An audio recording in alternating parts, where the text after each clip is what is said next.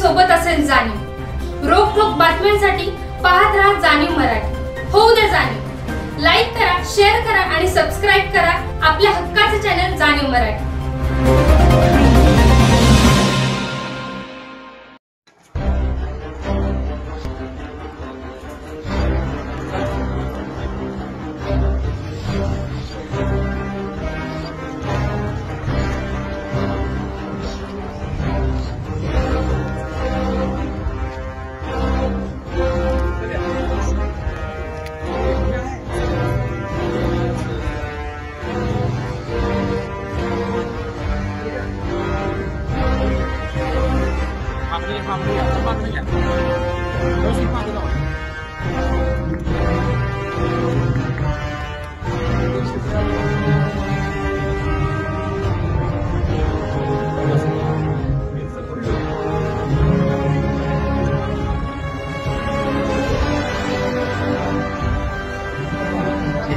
संतोष कणसे सरचिटणीस भाजपा या सर्व मान्यवरांचे या ठिकाणी आगमन झालेलं आहे। त्याचबरोबर मीडियाचे प्रतिनिधी देखील राहुल तपासे सर, निखिल मोरे, कैलास समाज मान्यवरांतर्फे आपण या ठिकाणी दीपप्रज्वलन करतोय।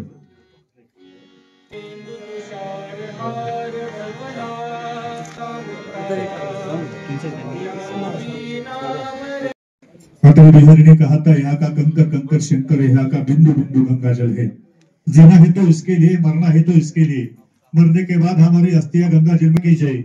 वंदे मातरम। देहाकडून देवाकडे जाताना मध्ये देश नावाचा प्रवास लागतो आणि या देशाचे आपण नागरिक आहोत। या देशाला वंदन केल्याशिवाय आपण कोणत्याही कार्यक्रमाची सुरुवात करत नाही। सर्वप्रथम या कार्यक्रमाची सुरुवात करताना आपण राष्ट्रगीत घेणार आहोत आणि वरती यांच्या हस्ते भारतीय युवा मोर्चाचे प्रदेशाध्यक्ष सन्माननीय अनुपजी मोरे यांचा या ठिकाणी सन्मान होतोय। कृपया त्यांनी सन्मानाचा स्वीकार करायचे। त्यांनी आपल्या सन्मानाचा स्वीकार करायचे अशी नम्र विनंती। यानंतर कृपया सरांचा या ठिकाणी सन्मान करायचे। या ठिकाणी उपस्थित असणारे आमचे मार्गदर्शक, आमचे माननीय संग्रामदादा बर्गे, प्रदेश उपाध्यक्ष युवा मोर्चा, यांचा सन्मान या ठिकाणी रोहित सावंत, भारतीय जनता पार्टी युवा मोर्चा प्रदेशाध्यक्ष, सरचिटणीस सन्माननीय सुदर्शन पाटेसकर, भाजपा साताऱ्याचे सरचिटणीस सन्माननीय श्री संतोष शहराध्यक्ष सन्माननीय अविनाश खर्सीकर यांचा सन्मान अमोल कांबळे, श्री अमोल कांबळे यांनी अविनाश खर्शीकर यांचे सन्माननीय श्री दीपकजी नलवडे सावंत,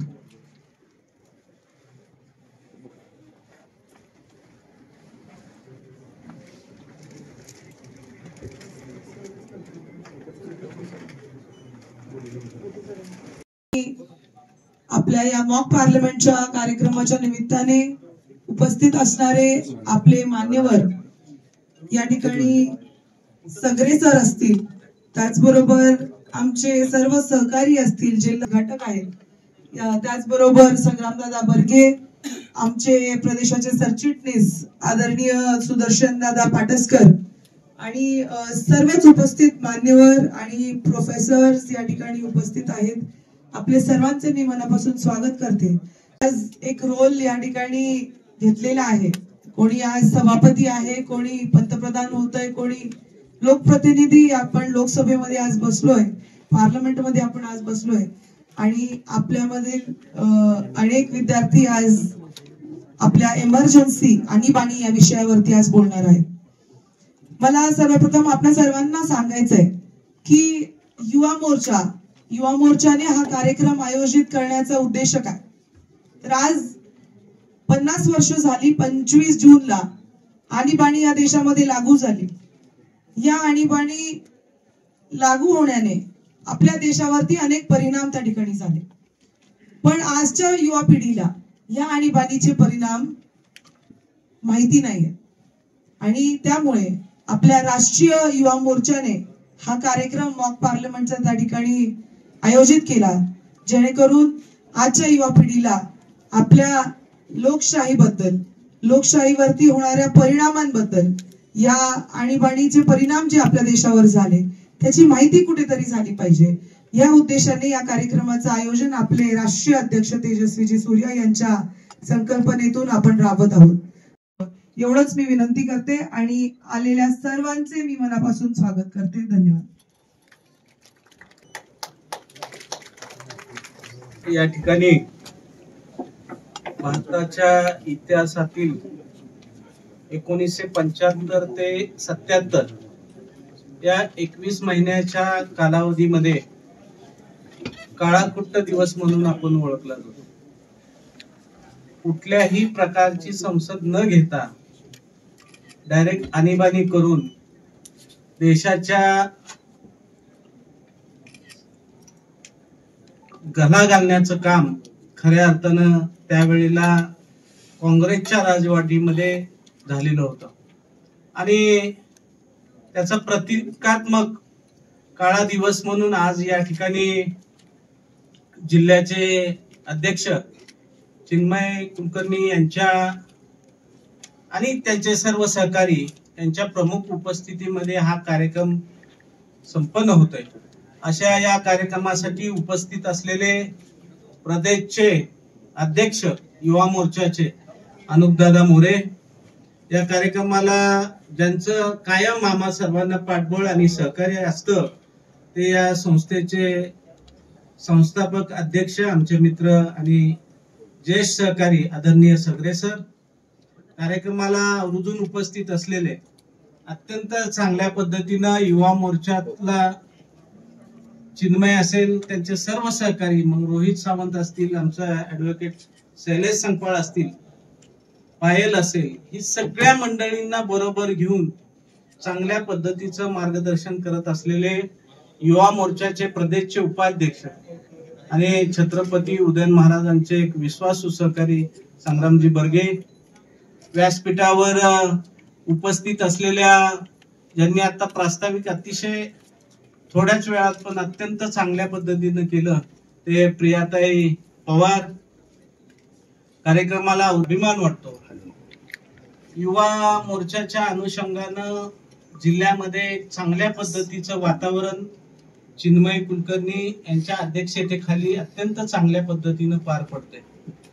त्याला आमचे संग्रामदादा बर्गे निश्चितपणानं दिशा आणि मार्गदर्शन करण्याचं काम करतात आणि त्यांचं जिल्ह्यामध्ये चाललेलं काम आणि त्यांना असलेल्या सहकार्याची भूमिका, त्यामध्ये जिल्ह्याचे लोकप्रिय खासदार आदरणीय श्रीमंत छत्रपती उदयन महाराज असतील, श्रीमंत छत्रपती शिवेंद्रसिंह राजे असतील, त्याच पद्धतीनं ग्रामीण विकास मंत्री आदरणीय जयकुमार गोरे भाऊ असतील, आमचे जिल्ह्याचे अध्यक्ष अतुल बाबा भोसले असतील, सुरभीताई भोसले असतील, त्याच पद्धतीनं कराड उत्तरचे लोकप्रिय आमदार मनोजदादा घोरपडे असतील, यांचं पाठबळ सदिच्छा प्रेम कायमस्वरूपी चिन्मयच्या पाठीमागे असतं। आणि आज चिन्मयनी जिल्ह्यामध्ये काम करत असताना संघटनेमध्ये चुणूकदार काम करणारी सगळ्या विधानसभा मतदारसंघातली मुली एकत्र घेऊन चांगल्या पद्धतीनं कामकाज चाललंय आणि आज खऱ्या अर्थानं जिल्ह्यामध्ये तुम्ही जो काळाकुट्ट दिवस म्हणून आपण सर्वजण मुलीला जो ज्या पद्धतीनं आणीबाणी देशावर लादली गेली त्याचं स्मरण करण्याच्या दृष्टिकोनातून हा या ठिकाणी कार्यक्रम आयोजित केलेला आहे। त्याबद्दल मी मनापासून धन्यवाद देतो। श्रीमंत छत्रपती उदयन महाराज हा दिवसभर मला वाटतं तुमचा कार्यक्रम चालणार आहे। या कार्यक्रमामध्ये सदिच्छा भेट देणार आहेत। आज पुन्हा एकदा हा अत्यंत चांगला उपक्रम आणि एक दिशा देणारा, नवीन पिढीला माहिती देणारा कार्यक्रम आयोजित केला, त्याबद्दल संग्रामदादा तुमचे आणि चिन्मय कुलकर्णी आणि आपल्या सर्व सहकार्यांचे हार्दिक आभार व्यक्त करतो आणि थांबतो। हिंदू जगाने आया हूं मैं हिंदू जगा के जाऊंगा असं म्हणत हिंदुत्वाचा झेंडा जगाच्या कानाकोपऱ्यात पोहोचवणारे स्वामी विवेकानंद युवकांना दिशा देऊन तोच विचार ज्यांनी या मातीमध्ये रुजवला तो विचार घेऊन भारतीय युवा मोर्चांचं संघटन करणं, त्यांना एकत्र आणणं आणि योग्य दिशा देणं हे काम ज्यांच्या माध्यमातून केले जातंय ते भारतीय जनता पार्टी युवा मोर्चाचे प्रदेशाध्यक्ष सन्माननीय श्री अनुपजी मोरे सर यांना मी विनंती करतो. आपण पार्लमेंट योगासाठी गेल्या कार्यक्रमाला व्यासपीठावर उपस्थित माननीय सुनील दादा काटकरजी, माननीय आपले दस्ते सगळे सर, ते कायम आम्हाला मदत करतात कार्यक्रमासाठी. माझे सहकारी सुदर्शन, संग्राम, प्रियाताई, आपले अनिल बोधे सर, या जिल्ह्याचे अध्यक्ष चिन्मय कुलकर्णी, संतोष खडसे सर, शैलेश सपकाळ, अमोल कांबळे, अविनाश खर्शीकर, दीपक नलावडे आणि माझे सगळे जिल्ह्याचे 17 युवा मोर्चाचे पदाधिकारी. मॉक पार्लमेंट ही संकल्पना घेऊन पूर्ण भारतभर कार्यक्रम होत आणि महाराष्ट्रामध्ये आपल्याकडे 6 विभागामध्ये कार्यक्रम आपण करतो. या कार्यक्रमाचं वैशिष्ट्य असं आहे की भारतीय जनता पार्टी युवा मोर्चा ज्या पद्धतीने काम करत आहे, तर प्रत्येक वेळी फक्त संघटनेचेच लोक घेऊन नाही, तर नॉन पॉलिटिकल युवक म्हणजे आज तुम्ही सगळ्या कॉलेजेसला जाऊन आपण प्रायव्हेट ट्युशन असतील, वेगवेगळ्या पद्धतीचे जिम असतील, जिथे युवक आपले जमा होतात, जे नॉन तुमच्या ज्या युवकांच्या डायरेक्ट पॉलिटिक्सशी काही संबंध नाही, अशा युवकांपर्यंत आपल्याकडं 75 ते 77 ज्या 21 महिने संविधानाची हत्या झाली, त्या सगळ्या संविधानाच्या हत्या कशा पद्धतीने झाली, आणीबाणी लागू करून भारतामध्ये कशा पद्धतीने तो काही वर्ष आपले झाले आणि तत्कालीन त्या काळचे पंतप्रधान इंदिरा गांधींनी आपल्या संविधानाला मारून आपल्याकडे लोकशाही सरकार सोडून दडपशाही सरकार कशी आणली याविषयी पूर्ण महाराष्ट्रभर युवा मोर्चा कार्यक्रम घेते. त्याची संकल्पना एकच आहे की आपल्याला भविष्यातला भारत हा सक्षम भारत बनवायचा आहे आणि तो आपल्या युवकांच्या हातामध्ये. त्यामुळे आपल्या युवकांना हा काळा इतिहास माहिती असणं गरजेचं आहे आणि भविष्यामध्ये या काळा इतिहासात लक्षात ठेवून ज्या सरकारने काळा इतिहास आणला अशा लोकांना आपल्या सक्षम भारतापासून लांब ठेवायचं हे आपल्या युवकांचं काम आहे. त्यासाठी आपण या स्पर्धा सुद्धा घेतोय. युवकांमध्ये हा अवेअरनेस झाला पाहिजे की काळा इतिहास परत भारतासाठी आला नाही पाहिजे. या सगळ्याचं काम आपण केलं पाहिजे. एवढं सांगण्यासाठी भारतीय जनता पार्टी प्रदेश युवा मोर्चा पूर्ण महाराष्ट्रभर नॉन पॉलिटिकल हा कार्यक्रम करतोय. तुमच्या सगळ्या युवकांच्या यासाठी कायम सहकार्य लागेल आणि एक सक्षम भारत करण्यासाठी आपण सगळ्यांनी प्रयत्न केले पाहिजे. एवढंच सगळ्यांना विनंती करतो आणि थांबतो. स्पर्धेसाठी आलेल्या सगळ्या विद्यार्थ्यांना खूप खूप शुभेच्छा.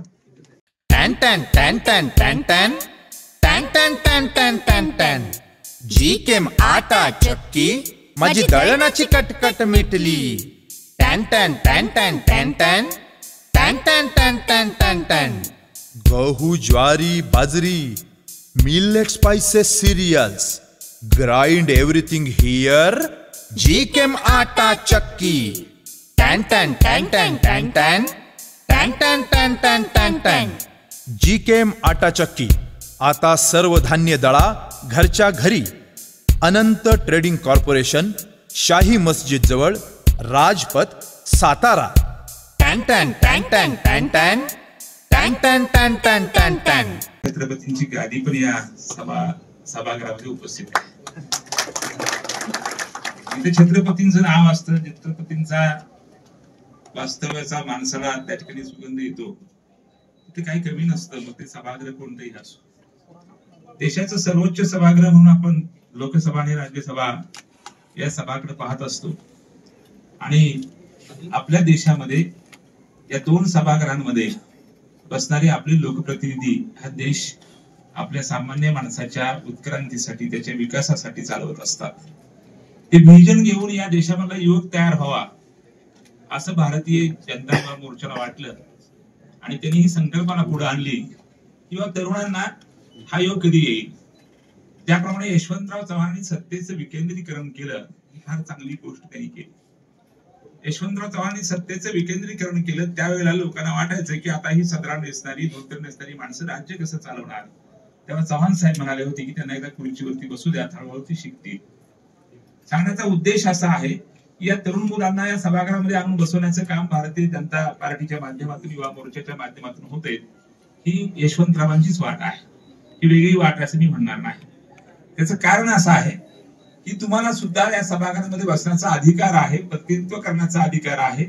तुम्हाला सुद्धा आपले न्याय हक्क कळले पाहिजेत, संविधान समजलं पाहिजे आणि नरेंद्र मोदींसारख्या एका मोठ्या माणसाच्या, बुद्धिमान माणसाच्या पाठीमाग हा देश कशा पद्धतीने उभा राहिलेला आहे हे आपल्या लक्षात आलं पाहिजे. या देशाचा एक पहिला पंतप्रधान नरेंद्र मोदी आहेत की ज्यांनी भारतीय संसदेच्या पायरीला नमस्कार करून मग आज पहिलं पाऊल टाकलेलं आहे. आणि मग असा पंतप्रधान आपल्याला लाभला, त्याच्याकडे बघून आज बहुजन समाजातील सर्वसामान्य कुटुंबातील ग्रामीण भागातली मुलं सुद्धा या भारतीय जनता पार्टीमध्ये आणि युवा मोर्चामध्ये संग्रामाला सहभागी झालेली आहेत. माणसं जेव्हा सहभाग देतात, माणसं जेव्हा समूहामध्ये येतात, एखादं नेतृत्व स्वीकारतात, तेव्हा ते 2 वर्षासाठी, 5 वर्षासाठी, 6 महिन्यासाठी स्वीकारायचं नसतं. एखादं नेतृत्व 10, 20, 50 वर्ष या राष्ट्राला दिशा देण्याचं काम करतं. आणि म्हणून 2047चा भारत हा नरेंद्र मोदींच्या स्वप्नातला भारत आहे.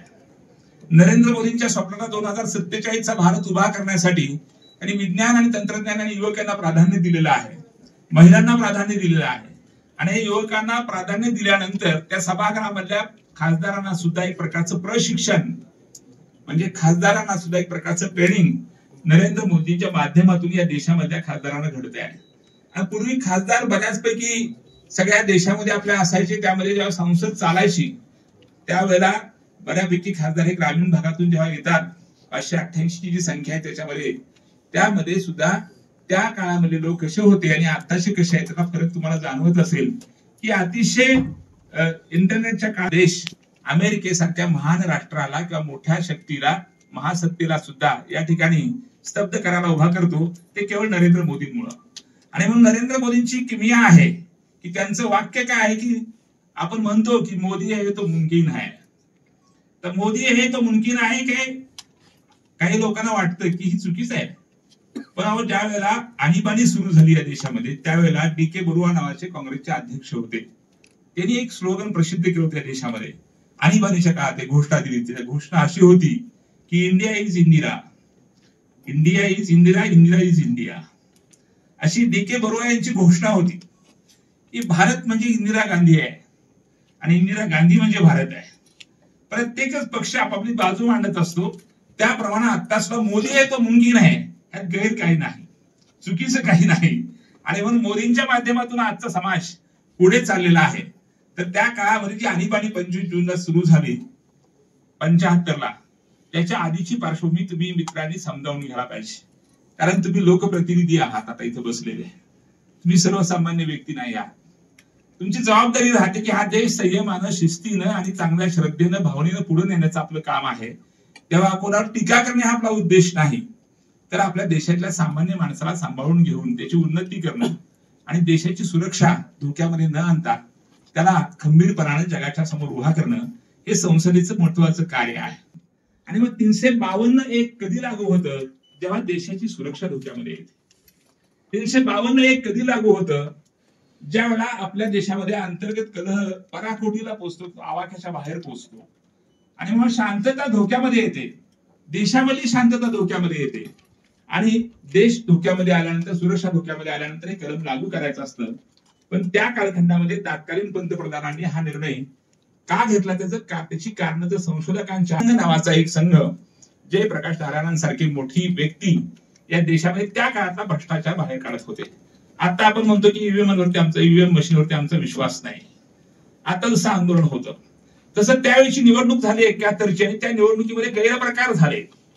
त्या गैरप्रकारावरती भाष्य करण्याचं काम विरोधी पार्टीचं असतं, ते सुरू झालं जयप्रकाश नारायणांच्या माध्यमातून. आणि मग ते सुरू झाल्यानंतर काय झालेलं आहे की हा गैरप्रकार सरकारी अधिकारी यंत्रणा यांच्या माध्यमातून झालेला होता. सरकारी यंत्रणा आणि अधिकारी वापरून जर चुकीचं काम देशामध्ये होत असेल तर त्याला कुणी ना कुणी विरोध करणार. तो विरोध पहिला जयप्रकाश नारायण यांनी केला. त्यांच्याबरोबर अटल बिहारी वाजपेयी होते, त्यांच्याबरोबर लालकृष्ण अडवाणी होते, म्हणजे अशी मोठमोठी माणसं, जॉर्ज फर्नांडिस होते. त्या कालखंडामध्ये गुजरातमध्ये आणि बिहारमध्ये काँग्रेस प्रणित अशा प्रकारचं सरकार होतं.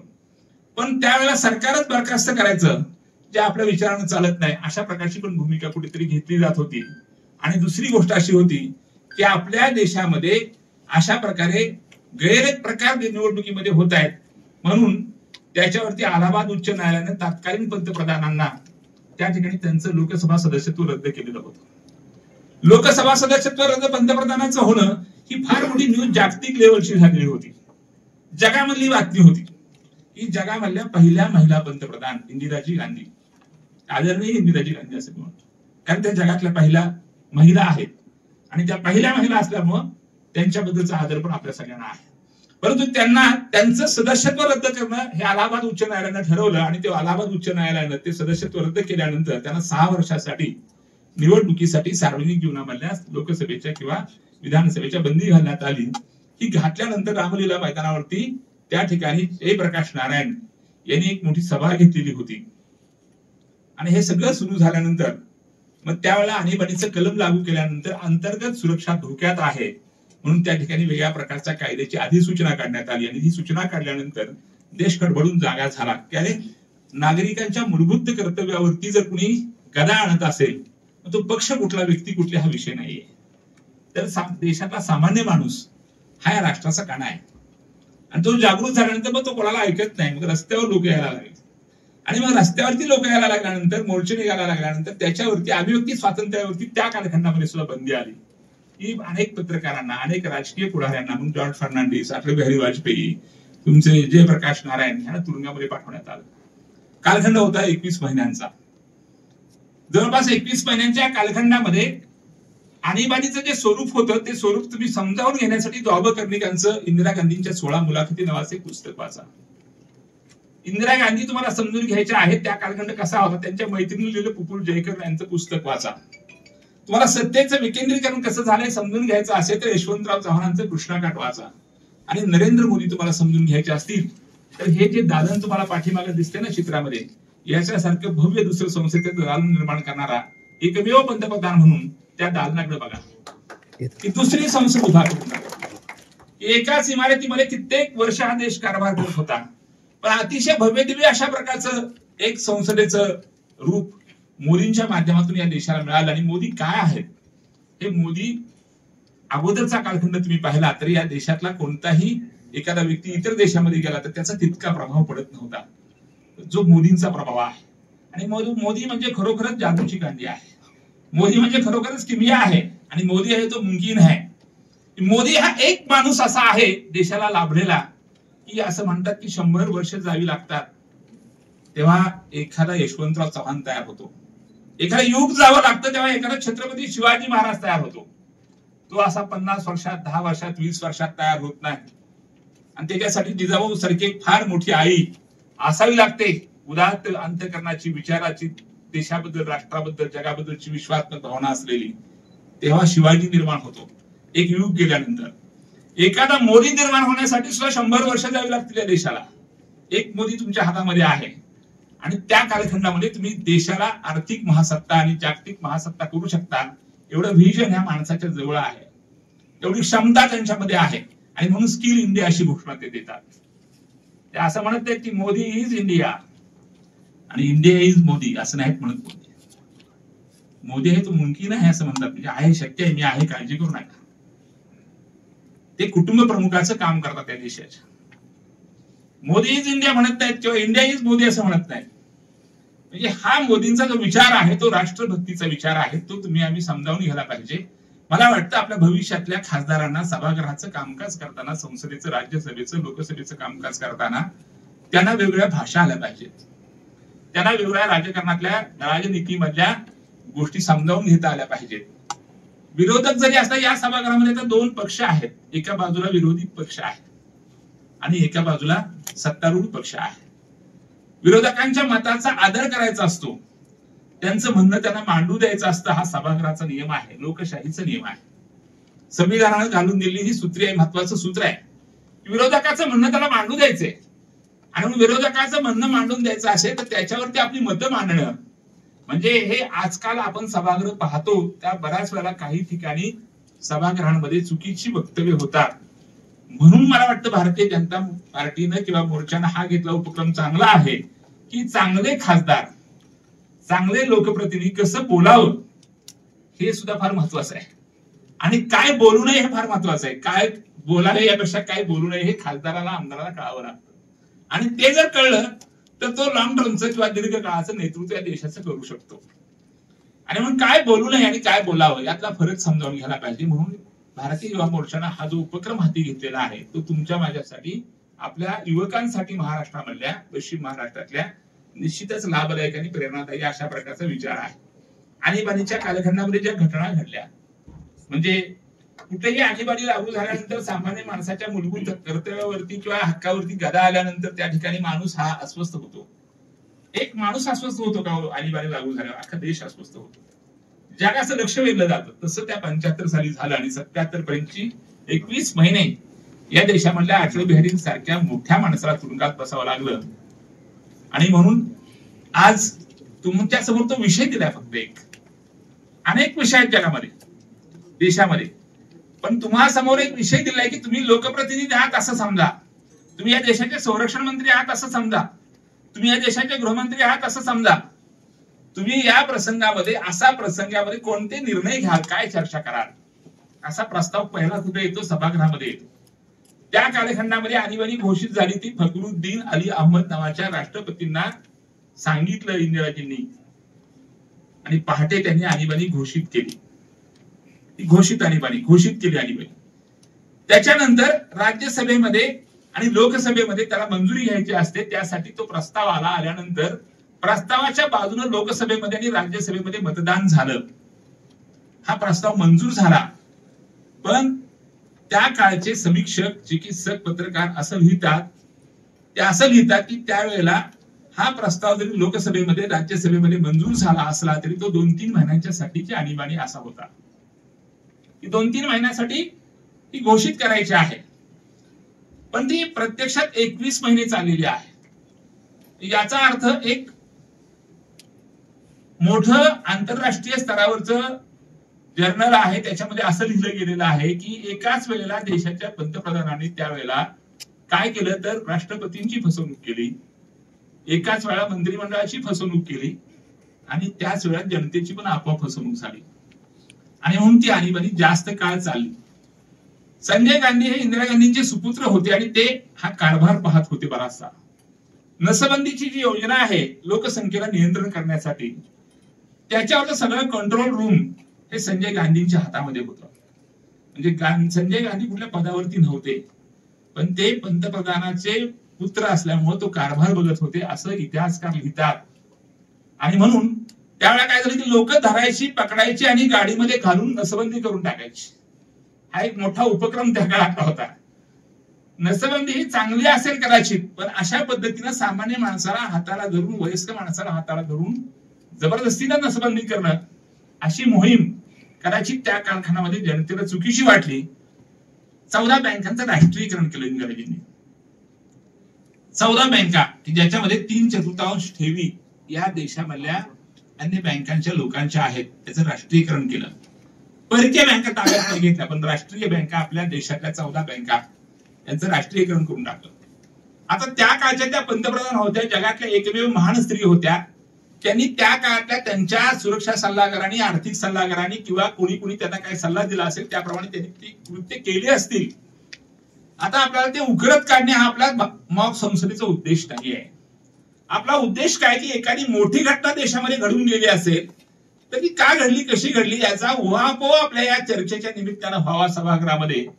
कारण ते सभागृह पाहायला काय आपण नव्हतो आणि म्हणून या सभागृहामध्ये आपण हे लोकसभेचं, राज्यसभेचं जे सभागृह आपण मांडलेलं आहे, अभिरूप न्यायालय जसं असतं तसं हे अभिरूप अशा प्रकारचं राज्यसभेचं, लोकसभेचं सभागृह आहे. आणि याचा उद्देश काय आहे तर लोकप्रतिनिधींना भविष्यकाळातल्या सुशिक्षित करणे, शहाणे करून सोडावे सकळ जण. आणि म्हणून या सातारा लोकसभा मतदारसंघात सुद्धा छत्रपती उदयनराजे भोसले या ठिकाणी निवडून आले. उदयनराजे हे काय आहेत हे तुम्ही समजून घ्यायला पाहिजे असं मला वाटतं. त्याचं कारण असं आहे की काल शाहू महाराजांची जयंती होती आणि त्याच निमित्ताने मी एका महाविद्यालयामध्ये त्यांच्याविषयी व्याख्यान दिलेलं आहे. तर त्या कालखंडामध्ये शाहू महाराजांच्या बाबतीमध्ये चुकीचं काम करणारी माणसं उदयनराजेंच्या तावडीत सापडली असती तर त्यांना शिवाजींचं घराणं काय ते कळलं असतं. ते शाहू महाराज होते म्हणून शांत होते, शाहू महाराज होते म्हणून ते संयमी होते, त्यांनी एखादी गोष्ट ऐकून घेतली, सहन केली. पण उदयनराजेंनी ते सहन केलं नसतं.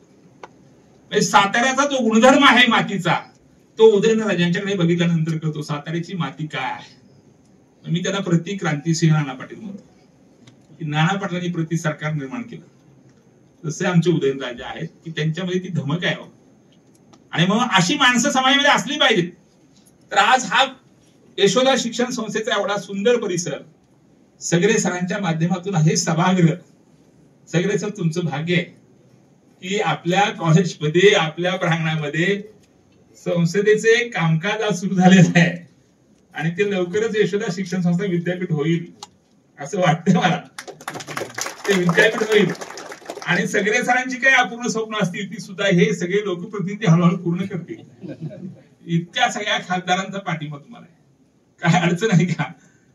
तरी महत्वाची गोष्ट आहे मित्रांनो की आपण सगळं पाहतो पण प्रत्यक्ष संसदीय कार्य काय आहे ते समजून घ्या. या निमित्तानं आपल्याला भारतीय युवा मोर्चाने ही संधी दिलेली आहे की संसदीय कार्य कसं चालतं, संसदीय कार्य मंत्री काय असतो, राजशिष्टाचाराचा भाग कसा असतो, प्रोटोकॉल काय असतात आणि हे प्रोटोकॉल हे सभागृहाचे कसे असतात. एखादी सूचना मांडायची म्हटलं तर ती लक्षवेधी असेल, शून्य प्रहरातली असेल तर त्या सूचनांचं महत्व काय आहे, कोणती सूचना मांडावी, कोणते प्रश्न विचारावेत याचं पण भान असलं पाहिजे.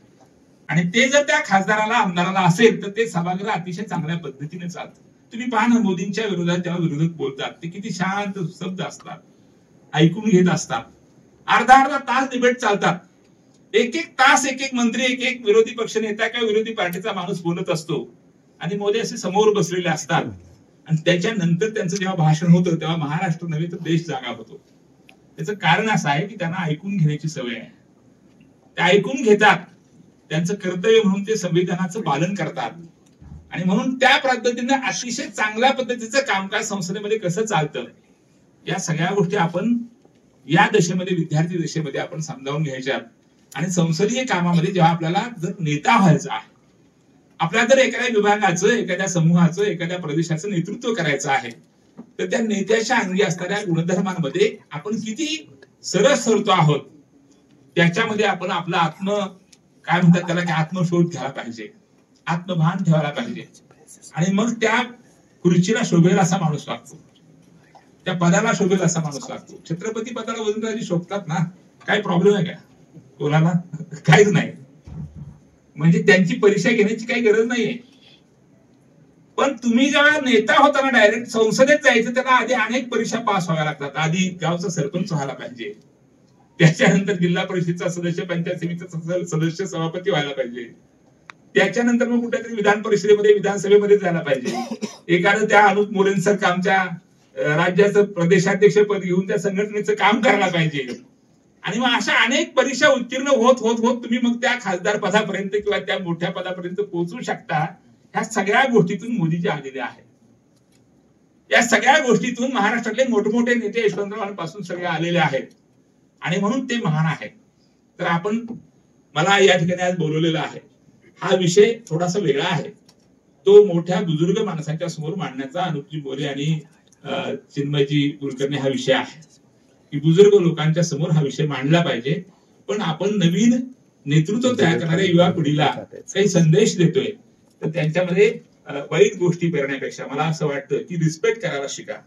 मग त्या इंदिरा गांधी असू द्यात, अटल बिहारी वाजपेयी असू द्यात, मोदीजी असू द्यात, आत्ताचे विरोधी पक्ष नेते असू द्यात किंवा त्यावेळेचे असू द्यात, तर तुम्ही समजावून घ्या त्यांना. त्यांनी त्या घटना का केल्या ते लक्षात घ्या आणि पुढे जाताना अशा घटना झाल्या तर आपली भूमिका काय असली पाहिजे याच्यासाठीची मानसिकता, तयारी आणि यासाठीचा अभ्यास आणि संशोधन सुद्धा करा. त्यासाठी चांगलं वाचनाची फार मोठी गरज आहे. माणसाची देहबोली सुद्धा भरपूर सांगून जाते राजकीय माणसाची, बरोबर ना? यशवंतरावांना म्हणजे गांधीजी लोकमान्य टिळकांनी 1900 पासून 1920 पर्यंत या देशाचं नेतृत्व केलं 2 दशकं. त्याच्यानंतर 3 दशकं जवळपास महात्मा गांधींनी या देशाचं नेतृत्व केलं. त्यानंतर यशवंतराव चव्हाण या देशाचे नेते झाले असते होते ते. पण यशवंतराव जेव्हा बोलायला उभे राहायचे तेव्हा काय वेळेला देशाचे वरिष्ठ लोक त्यांच्या भाषणाकडे असे बघायचे सुद्धा नाही, दुसरीकडे बघायचे आणि समोरच्या खासदारांच्या लक्षात यायचं की चव्हाण साहेबांच्या बोलण्याकडे यांचं लक्ष नाही. तो मेसेज जात होता देहबोलीमधनं. हे माधव गडकरींच्या लोकसत्ताच्या अग्रलेखामध्ये मी वाचलेलं आहे, पदरचं काय सांगत नाही. पहिला आहे घराणेशाहीचा, दुसरा आहे व्यक्तिपूजेचा आणि तिसरा मोठा धोका आहे गुन्हेगारीचा. 2014 नंतर प्रत्येक आप्पाचा विषय हार्ड झालाय कारण आता सरकारकडे ईडी आणि सीबीआयचं कार्ड आलेले. त्यामुळे आता प्रत्येक राज्यकर्त्यामधली गुन्हेगारी संपलेली, घराणेशाही संपलेली, ज्याच्याकडे गुणवत्ता आहे तोच सत्तेवर येऊ शकतो. हे मोदी सरकारनं 14 नंतर दाखवून दिले तुम्हाला आम्हाला पाहायला मिळतंय. या सगळ्यात महत्वाचं व्यक्तिपूजा आता होत नाही. हा कालखंड आता तुमच्या आमच्याकडे आलाय. सरांनी बऱ्याच गोष्टींचा उल्लेख. सन्माननीय श्री विठ्ठल बलशेटवार सरचिटणीस भारतीय जनता पार्टी यांचा सन्मान सन्माननीय श्री अमोलजी कांबळे